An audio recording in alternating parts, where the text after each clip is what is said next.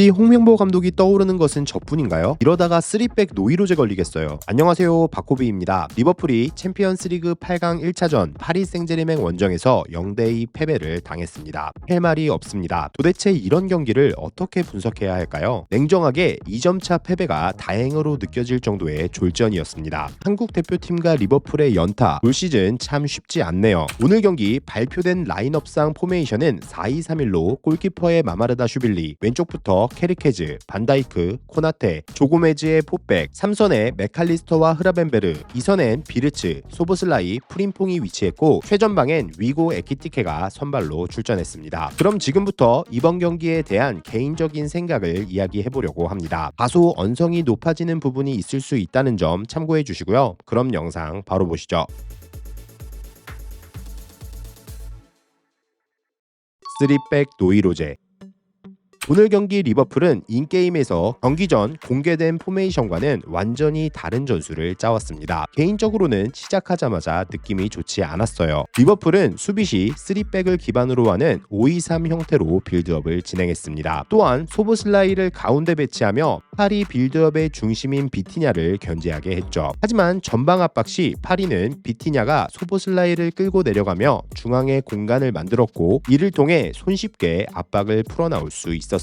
또한 파리는 빌드업 시 하키미와 멘데스의 움직임으로 리버풀의 양풀백을 묶어두고 중앙 미드필더들의 라인을 내려 마카와 흐라벤의 압박을 유도하는데 그러면 전방에서는 3대3 상황이 만들어집니다. 그러면 후방에서의 롱킥이 엄청난 위력을 발휘하게 되는 거죠. 특히 오늘 경기 코나테는 흡이차의 전진을 전혀 통제하지 못했고요. 저는 개인적으로 오늘 경기는 백스리 자체가 문제였다고 생각해요. 특히 오늘 같은 중요한 경기에서 실험하기에는 위험 부담이 너무 많다는 거예요. 3백은 말 그대로 3명의 센터백을 배치하는 것입니다. 센터백 1명을 올려 쓰지 않는 한 필연적으로 중원 숫자 싸움에서 불리할 수밖에 없는 전술이죠. 이를 윙백들의 인버티드 운용으로 해결하곤 하는데 그렇다면 좌우 후방에 문제가 생길 수 있습니다. 그렇기에 윙백들의 역할이 매우 중요한 거예요. 상대의 전방 압박 시엔 라인을 내려 수비에 가담하고 빌드업 시 안쪽으로 들어와 중원 숫자를 늘려주며 공격 시 오버래핑 혹은 적절한 타이밍에 언더래핑을 섞어줄 수 있는 좋은 판단력과 왕성한 활동량이 요구되죠. 물론 이런 플레이들은 경기장 안에서 선수 개인의 판단을 통해 이루어지기도 해요. 월클 평가를 받는 윙백들이 갖춰야 할 능력이기도 하고요. 하지만 선수들은 기계가 아닙니다. 상대에 따라 달라질 여지가 많을 뿐더러 컨디션이 좋지 않은 날, 심지어는 선수들의 기분에 따라서도 플레이의 퀄리티 차이가 날 수 있죠. 그렇기에 전술이 필요한 것입니다. 이런 상황에서는 이렇게, 저런 상황에서는 저렇게라는 반복적인 전술 훈련을 통해 몸이 기억하게 만들어야만 경기에 따른 격차를 줄일 수 있는 거예요. 그리고 이런 상황별 훈련 모델을 제시하는 것은 감독입니다. 맞습니다. 그럴 수 있는 시간이 없었을 거예요. 그렇다면 3백을 선택했다는 것 자체를 문제 삼을 수도 있습니다. 하지만 저는 슬롯 감독의 선택이 아예 이해가 안 가는 것은 아닙니다. 상대의 전력을 감안해 수비 숫자를 늘리는 안정적인 운용을 하려고 했던 거겠죠. 그럼에도 제가 슬롯 감독을 비판하는 이유는 3백을 활용함에 있어 그 어떠한 이점도 얻지 못했다는 데 있습니다. 저는 리버풀처럼 전술 훈련이 전혀 안 되어 있는 상황에서 3백이 효율을 발휘하기 위해서는 두 가지 중 하나를 선택해야 한다고 생각해요. 아예 라인을 올려서 상대를 눌러 빌드업을 철저하게 방해하는 선택, 혹은 아싸리 라인을 내려 수비에 집중하고 뒷공간만을 집요하게 공략하는 역습 중 하나를 택해야 한다는 거예요. 하지만 오늘 경기 슬롯 감독의 3백 전술은 이도저도 아니었습니다. 중원 싸움을 완전히 포기하지는 않은 거예요. 두 마리 토끼를 다 잡으려고 한 거죠. 또한 만약 3백을 이런 식으로 활용하려 한다면 측면을 공략할 수 있는 선수가 필요합니다. 하지만 슬롯 감독은 애초에 윙어를 기용하지도 않았죠. 여기서 소신 발언 하나 하고 갈게요. 저는 만약 리버풀이 전술적으로 준비를 잘했더라도 오늘 경기는 쉽지 않았을 거라고 생각해요. 그만큼 파리 선수들의 폼이 너무 좋긴 했어요. 특히 이제는 공격뿐 아니라 수비적으로도 완성도 높은 팀이 되었더라고요. 그럼에도 이런 경기는 아닙니다. 중요한 것은 방향성이라도 뚜렷했어야 한다는 거예요. 지더라도 맞불을 놓고 졌다면 비판은 했겠지만 의도 자체는 이해를 했을 테니까요. 근데 오늘 홍명보 감독이 생각나는 것은 혹시 저뿐인가요? 말하다 보니 비슷한 비판을 하고 있는 것 같아서요. 이러다가 진짜 3백 노이로제 생기겠어요. 목적 없는 교체.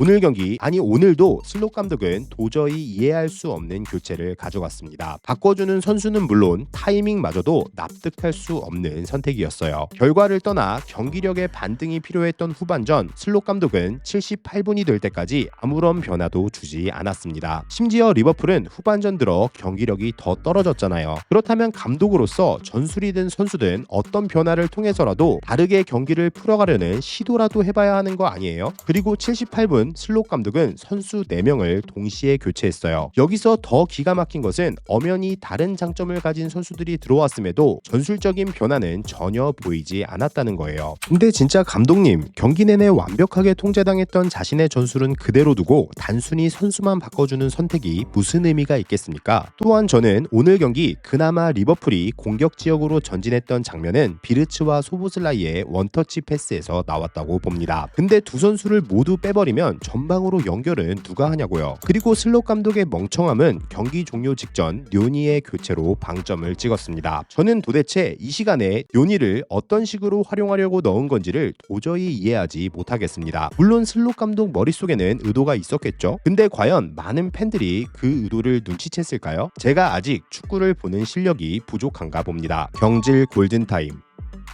제가 슬롯 감독의 경질을 주장하는 이유는 영상을 통해 수도 없이 설명해 왔습니다. 그중 오늘 경기 수비에서 보여준 세부 전술은 이를 뒷받침하는 또 다른 근거가 될 것 같아요. 오늘 리버풀은 후방에 굉장히 많은 선수를 배치했습니다. 하지만 밀고 들어오는 상대를 누가 튀어나가서 막아야 하는지, 그리고 누가 물러서서 공간을 커버해야 하는지에 대한 역할 분배가 전혀 안 되어 있었어요. 시즌 내내 안 그래도 안 좋았던 수비 조직력이 백스리 전환으로 인해 완전히 박살이 나버린 거예요. 그러다 보니 계속해서 슈팅을 허용하는 거고요. 단순히 상대에 비해 숫자가 많은 것은 의미가 없다는 거예요. 오늘 경기 반다이크는 계속해서 선수들의 위치를 지적하는 모습을 보였습니다. 이는 슬롯 감독이 선수들에게 역할 분배를 제대로 해주지 못했다는 것을 의미합니다. 물론 선수들 탓도 없다고 볼 수는 없어요. 하지만 단순히 선수들의 폼이 떨어졌다고만 보는 것은 더더욱 아니라고 생각해요. 실제로 리버풀 소속 선수들은 거의 대부분 국가대표팀 경기에서 좋은 활약을 펼치고 있습니다. 특히 비르츠는 독일 대표팀에서 자신의 천재성을 계속해서 증명해내고 있죠. 솔직히 저는 A매치 주간이 슬롯 감독 경질의 마지막 골든타임이라고 생각했습니다. 물론 리버풀 보드진의 특성상 그러지 않을 거라고 예상하기는 했지만요. 하지만 이제는 지금도 늦지는 않았다고 생각합니다. 대안이 있다면 임시감독 체제로 시즌을 마치고 알론소를 설득하는 것이 낫다는 거죠. 적어도 지금보다 안 좋아질 상황은 없다고 생각해요. 물론 대안이 없다는 이유 혹은 그게 아니더라도 슬롯 감독의 유임을 주장하는 일부 팬들의 의견은 여전히 존중합니다. 사람마다 생각은 다를 수 있는 거니까요. 하지만 결과만 보고 경질을 주장한다는 의견에는 동의할 수 없습니다. 리그 우승 감독에게 경질까지 이야기한다는 것은 팀이 망가지는 과정 자체가 반영이 되었다는 거예요. 마냥 성적이 안 좋다고 경질을 주장하는 게 아니라는 것입니다. 그리고 오늘 경기는 슬롯 감독 유임을 주장하시는 팬분들도 마음을 돌리게 할 만한 경기였다고 생각합니다. 마무리. 오늘은 파리 생제르맹과 리버풀의 챔스 경기에 대한 이야기를 해봤습니다. 늦은 시간 그지 같은 경기를 보신 분들 모두에게 수고하셨다는 말씀 드리고 싶네요. 여러분은 슬롯 감독 경질 어떻게 생각하시나요? 지금까지 박호비였습니다. 시청해주셔서 감사드리고요. 좋은 하루 되세요.